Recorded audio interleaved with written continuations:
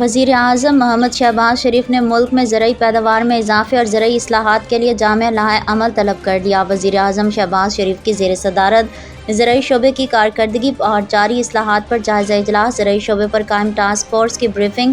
زرعی شعبے کی پیداوار میں بہتری، ویلیو ایڈیشن اور زرعی مصنوعات کی برآمدات میں اضافہ حکومت کی اولین ترجیح ہے۔ جدید زرعی مشینری، معیاری بیج، فصلوں کی جغرافیائی منصوبہ بندی اور کسانوں کو آسان شرائط پر قرضوں کی فراہمی کے لیے اقدامات کا طویل و کلیل مدتی جامع لائحہ عمل پیش کیا جائے۔ وزیر اعظم کی ہدایت، زرعی اجناس کی فی ایکڑ پیداوار میں اضافے کے لیے زرعی شعبے کے تحقیقی مراکز کو مزید فعال بنایا جائے۔ وزیر اعظم کی ہدایت، زرعی تحقیقی مراکز میں پبلک پرائیویٹ پارٹنرشپ کے تحت جدید تحقیق کو یقینی بنایا جائے۔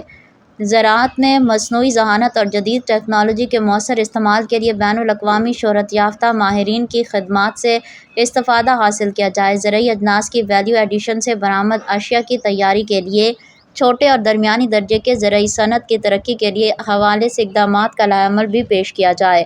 منافع بخش فصلوں کی کاشت اور پاکستان کو غذائی تحفظ کے حوالے سے خود کفیل بنانے کے لیے کسانوں کو ہر قسم کی رہنمائی فراہم کرنے کے اقدامات کیے جائیں۔ وزیر اعظم کی ہدایت، کسانوں اور دیگر اسٹیک ہولڈرز کے ساتھ تجاویز کے لیے مشاورتی عمل کو یقینی بنایا جائے۔ زرعی شعبے میں ترقی کے لیے صوبائی حکومتوں سے روابط و تعاون مزید مربوط بنایا جائے۔ موسمیاتی تبدیلی کے مضر اثرات سے بچاؤ کے لیے کلائمیٹ ریزسٹنٹ بیج اور زراعت کے جدید طریقہ کار اپنانے میں کسانوں کی معاونت کی جائے۔